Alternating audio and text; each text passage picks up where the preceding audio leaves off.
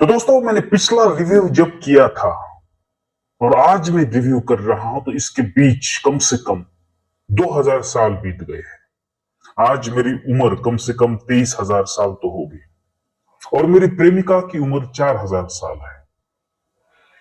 बहुत समय गया है बीच में। हमें जुदा होकर कम से कम अब 500 साल तो गुजर चुके हैं। आप सोच रहे होंगे कि ये सालों का क्या माजरा है, इतने साल क्यों बोल रहा है। इंसान तो 100 साल से ज्यादा नहीं जी सकता। आज तो 80 से पहले ही लोग गुजरते जा रहे हैं। तो खैर, मैं बात कर रहा हूं उस फिल्म की जिसका नाम है द ओल्ड गार्ड।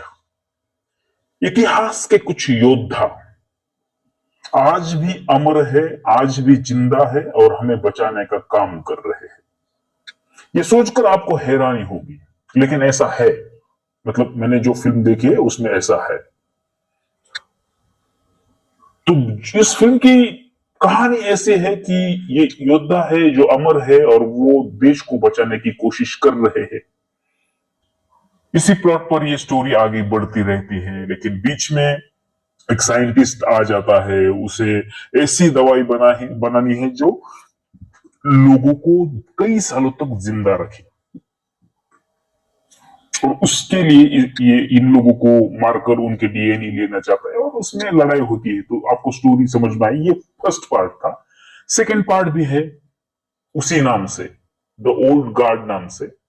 नेटफ्लिक्स पर है, दोनों पार्ट अवेलेबल, आप जरूर देखिए। दूसरे का भी प्लॉट ये है कि उनके जो बिछड़े साथी होते हैं, कई योद्धा बिछड़े हुए होते हैं, तो उनको इकट्ठा करना और अगली लड़ाई लड़ना।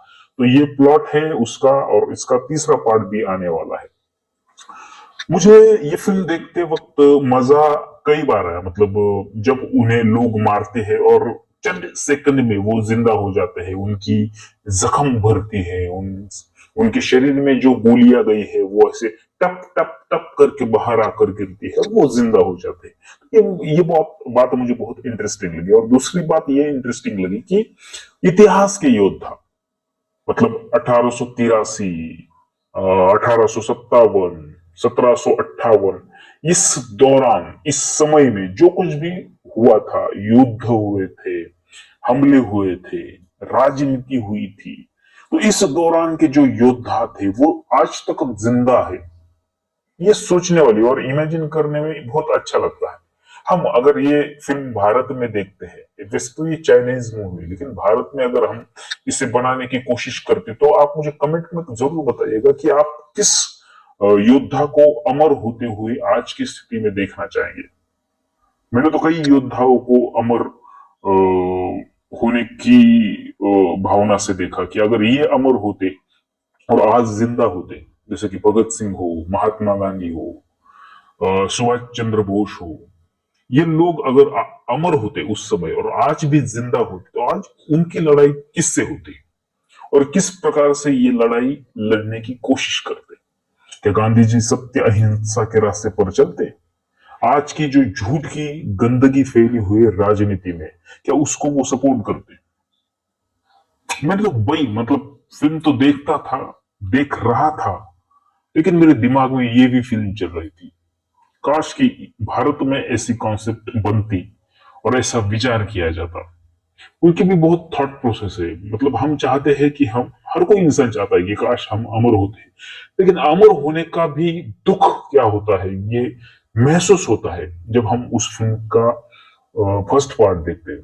फर्स्ट पार्ट में एक लेडीज है जो अमर है और उसे समंदर में एक ऐसे डिब्बे में बांधकर फेंका जाता है जो नीचे जाता है, कभी ऊपर नहीं आता, और वो 1000 साल उस पानी में रहती है। आप सोचकर देखिए उसने सांस कैसे ली होगी, उसने जिंदा रहने के लिए क्या कोशिश की होगी। कुछ भी नहीं, वो सिर्फ आंखें खुले रखकर देख सकती थी उस अंधेरे को। और जब वो बाहर आती है तो उसके एक डायलॉग है जो मुझे बहुत अच्छा लगा। वो बोलती है कि पानी में तो अंधेरा था, लेकिन जब मैं उजाले में आई तो समझ में आया कि इंसानों की दुनिया में सबसे ज्यादा घना अंधेरा हुआ। ये बात मुझे बहुत दिल को छूने वाली और अपने आप को टटोलने वाली लगी। खैर, आपने अगर ये फिल्में देखी है तो मुझे कमेंट में जरूर बताइएगा कि आपको कैसे लगी। लाइक कीजिए, शेयर कीजिए और सब्सक्राइब करना मत भूलिए। तब तक मिलते हैं। धन्यवाद।